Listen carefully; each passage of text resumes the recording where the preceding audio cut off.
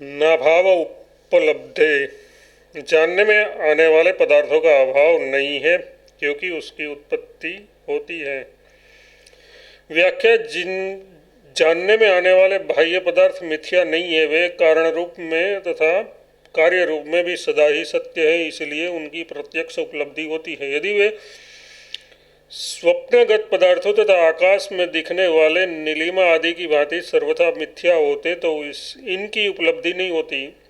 संबंध, विज्ञानवादियों की ओर से यह कहा जा सकता है कि उपलब्धि मात्र से पदार्थ की सत्ता सिद्ध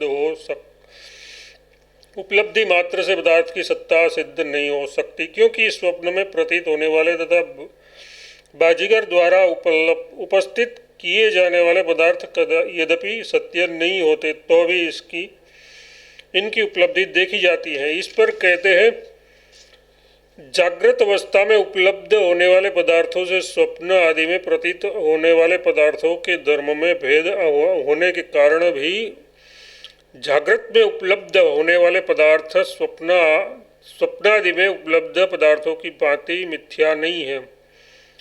व्याख्या, स्वप्नावस्था में प्रतीत होने वाले पदार्थ पहले के देखे सुने और अनुभव किए हुए ही होते हैं तथा वे जागने पर उपलब्ध नहीं होते। एक के स्वप्न की घटना दूसरे को नहीं दिखती, उसी प्रकार बाजीगर द्वारा कल्पित पदार्थ भी थोड़ी देर के बाद नहीं उपलब्ध होते।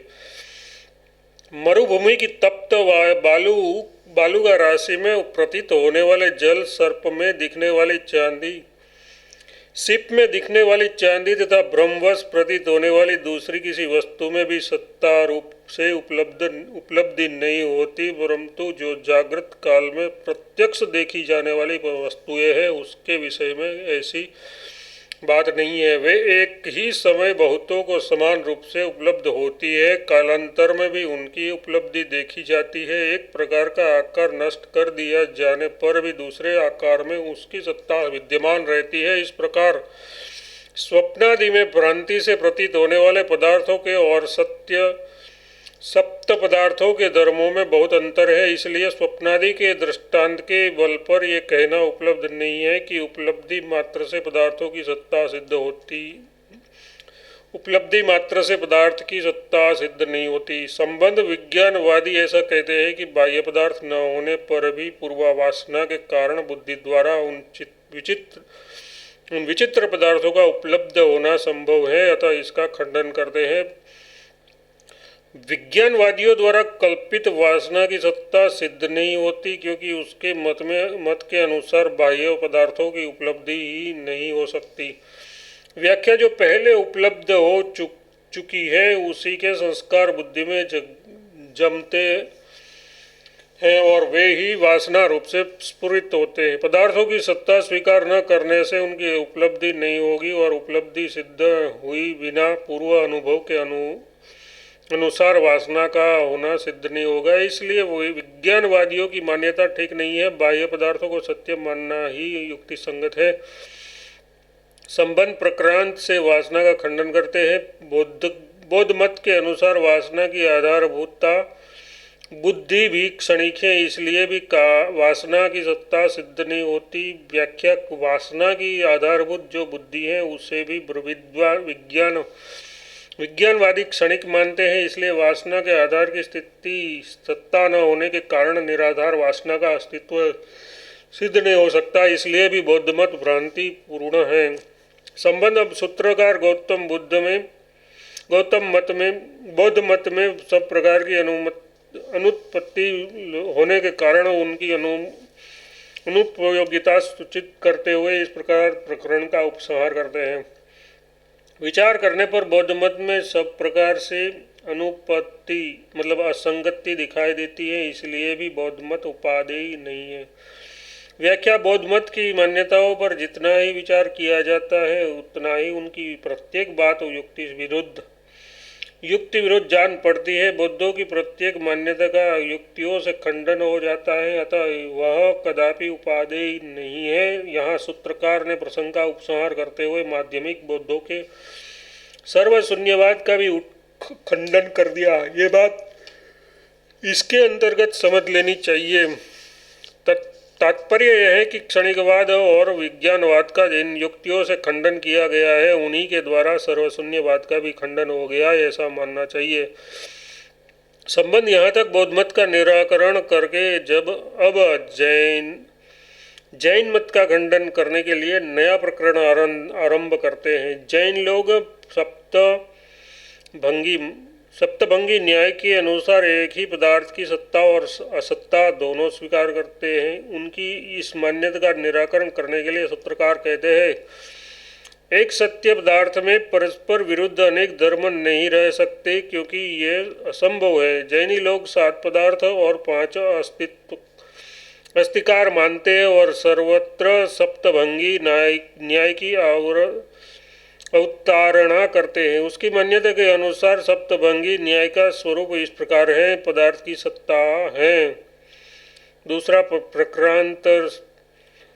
प्रक्रांत से पदार्थ की सत्ता नहीं है, तीसरा हो सकता है कि पदार्थ की सत्ता हो भी और न भी हो, चौथा संभव है वस्तु का स्वरूप कहने या वर्णन करने योग्य न हो, पांचवा संभव है वस्तु की सत्ता हो पर वह वर्णन करने योग्य न हो, छठा संभव है वस्तु की सत्ता भी न हो और वह वर्णन करने योग्य भी न हो, तथा सातवां संभव है वस्तु की सत्ता हो न भी हो और वर्णन करने योग्य भी न हो। इस प्रकार वे प्रत्येक पदार्थों के विषय में विकल्प रखते हैं। सूत्रकार ने इस सूत्र के द्वारा इसी का निराकरण किया है। उनका कहना है कि जो एक सत्य पदार्थ है उसके प्रकार भेद तो हो सकते हैं परंतु उसमें विरोध धर्म नहीं हो सकते। जो वस्तु है उसका अभाव नहीं हो सकता, जो नहीं है उसकी सर्वमान्यता नहीं हो सकती, जो नित्य पदार्थ है वह नित्य ही है, अनित्य नहीं है,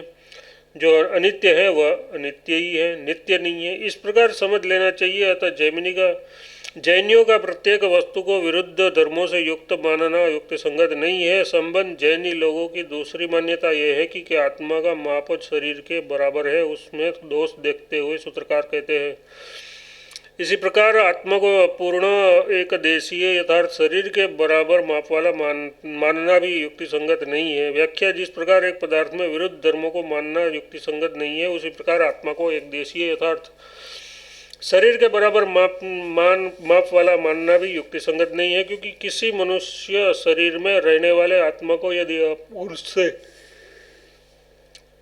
उसके कर्मवश कभी चींटी का शरीर प्राप्त हो तो वह उसमें कैसे समाएगा। इस प्रकार यदि उसे हाथी का शरीर मिले तो उसका माप हाथी के बराबर कैसे हो जाएगा।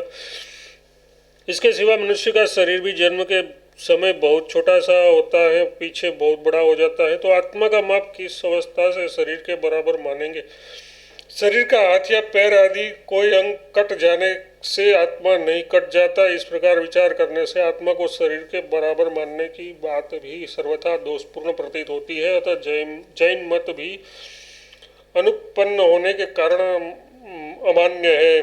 संबंध, यदि जैनी लोग ये कहते हैं कि आत्मा छोटे शरीर में छोटा और बड़े शरीर में बहुत बड़ा हो जाता है, इसलिए हमारी मान्यता में कोई दोष नहीं है, तो इसके उत्तर में कहते हैं, इसके सिवा आत्मा को घटने बढ़ने वाला मान लेने से भी विरोध का निरावरण नहीं हो सकता, क्योंकि ऐसा मानने पर आत्मा में विकार आदि दोष प्राप्त होंगे।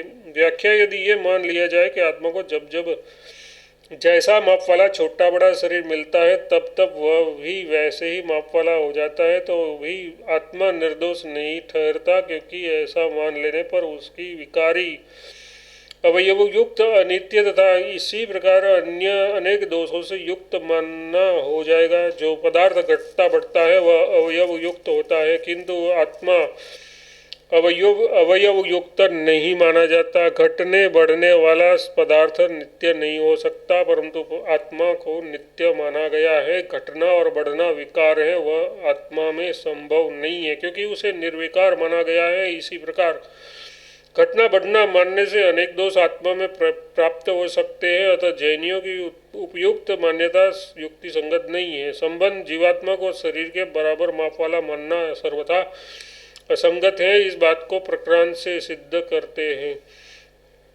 और अंतिम यथार्थ मोक्षावस्था में जो जीव का परिमाण है उसकी नित्य स्थिति स्वीकार की गई है। इसलिए आदि और मध्य अवस्था में जो उसका परिमाण मतलब माप रहा है उसको भी नित्य मानना हो जाता है। अतः कोई विशेषता नहीं रह जाती, सब शरीरों में उसका एक सा माप सिद्ध हो जाता है। जैन सिद्धांत में यह स्वीकार किया गया है कि मोक्षावस्था में जो जीव का परिमाण है उसकी नित्य स्थिति है, ये घटना बढ़ना नहीं है। इस कारण आदि और मध्य की अवस्था में भी जो उसका परिमाण है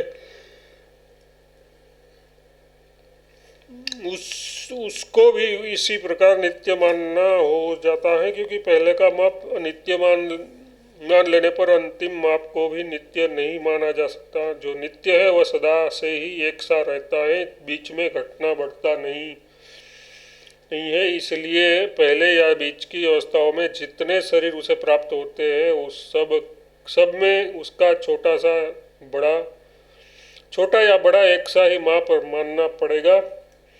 किसी प्रकार की विशेषता का मानना युक्ति संगत नहीं होगा। इस प्रकार पूर्वापर की मान्यता में विरोध होने के कारण आत्मा को प्रत्येक शरीर के माप वाला मानना सर्वथा असंगत है, अतः एवं जैन सिद्धांत मानने के योग्य नहीं है।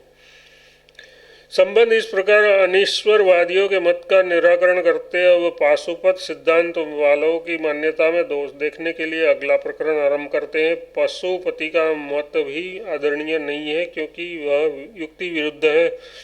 व्याख्या: पशुपति मत को मानने वालों की कल्पना बड़ी विचित्र है। उसके मत में तत्वों की कल्पना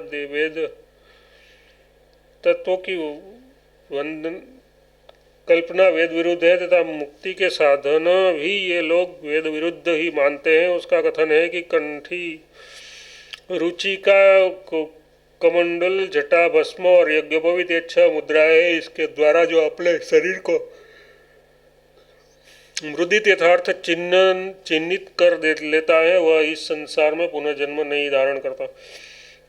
हाथ में रुद्राक्ष का कंकण पहनना, मस्तक पर जटा धारण करना, मुर्दे की खोपड़ी लिए रहना और शरीर में भस्म लगाना, इन सब से मुक्ति मिलती है इत्यादि प्रकार से वे चिन्ह धारण करने वाले से भी मोक्ष होना मानते हैं। इसके सिवा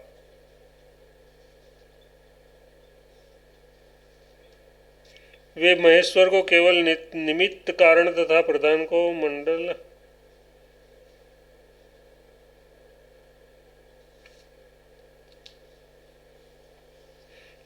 को उपादान कारण मानते हैं। ये सब बातें युक्त संगत नहीं है, इसलिए ये मत मानने योग्य नहीं है। संबंध अब पशुपतों के दार्शनिक मत निमित्त कारणवाद का खंडन करते हैं।